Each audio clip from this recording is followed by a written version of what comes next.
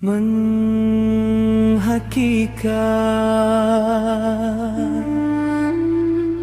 bertuhankan bayangan, bertuhankan bayangan adalah keadaan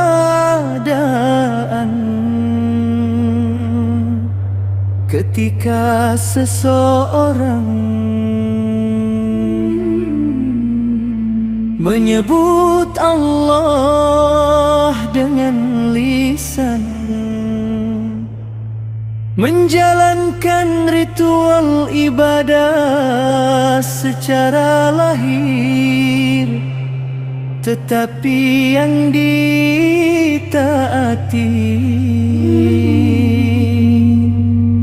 dituruti dan dijadikan pusat orientasi batin, bukan Allah yang maha hakiki, melainkan ego, rasa, pikiran dan nafsunya sendiri. Yang disembah bukan patung, bukan berhala fisik, tetapi citra Allah versi diri sendiri. Itulah sebabnya ia disebut bayangan. Ada bentuk, tapi bukan hakikat. Ada nama, tapi tidak hadir cahaya. Ada ibadah, tapi pusatnya masih aku. Allah tetap disebut, namun Allah tidak lagi menjadi tujuan, melainkan Allah. Allah tetap disebut, namun Allah tidak lagi menjadi tujuan, melainkan Allah. Ini terjadi ketika Allah direduksi menjadi konsep akal semata. Ciri-cirinya Allah harus sesuai logikaku. Allah ku panggil saat susah, ku lupakan saat lapang. Aku membela Allah dengan argumen, tapi tidak tunduk dalam akhlak. Konsep tauhidnya ada di kepala, bukan di hati. Dia tahu banyak tentang Allah, tapi tidak takut melanggar Allah. Di Tuhan versi nafsu, ibadah tetap dilakukan, tetapi tujuannya ingin merasa suci, ingin dipuji, ingin merasa paling benar, ingin tekanan psikologis. Allah dijadikan alat untuk memuaskan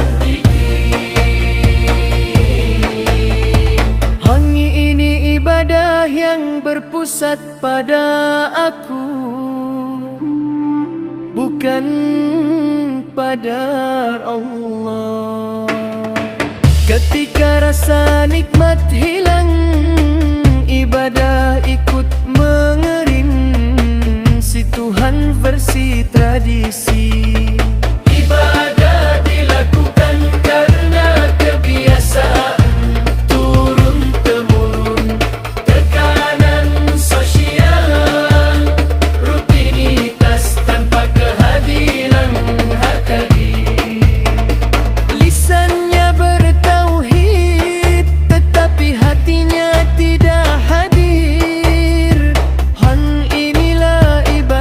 tanpa hudurul qalb.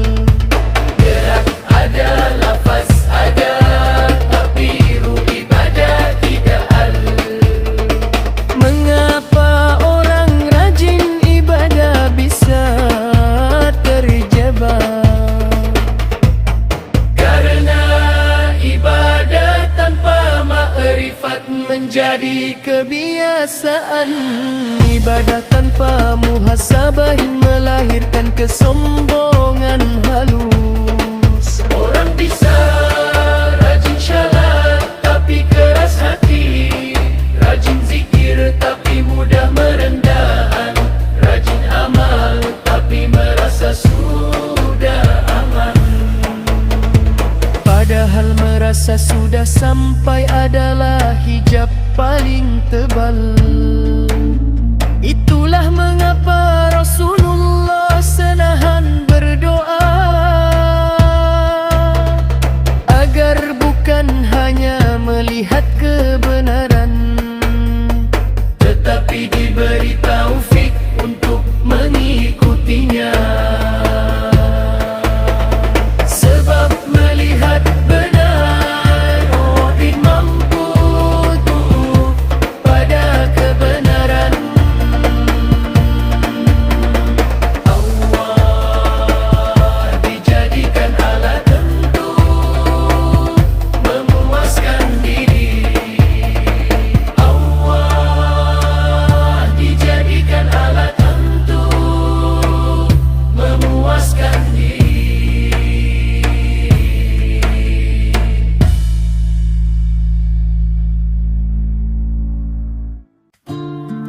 Tri, mengapa orang rajin ibadah bisa terjebak? Ibadah tanpa makrifat menjadi kebiasaan. Ibadah tanpa muhasabah melahirkan kesombongan halus. Orang bisa rajin syalat tapi keras hati, rajin zikir tapi mudah merendahkan orang, rajin amal tapi merasa sudah aman, padahal merasa sudah sampai adalah hijab paling tebal.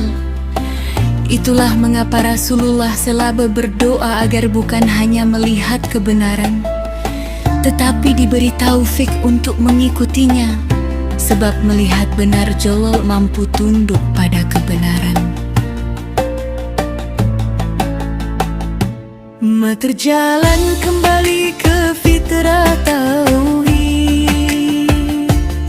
Fitrah tidak dicapai dengan menambah ego rohani,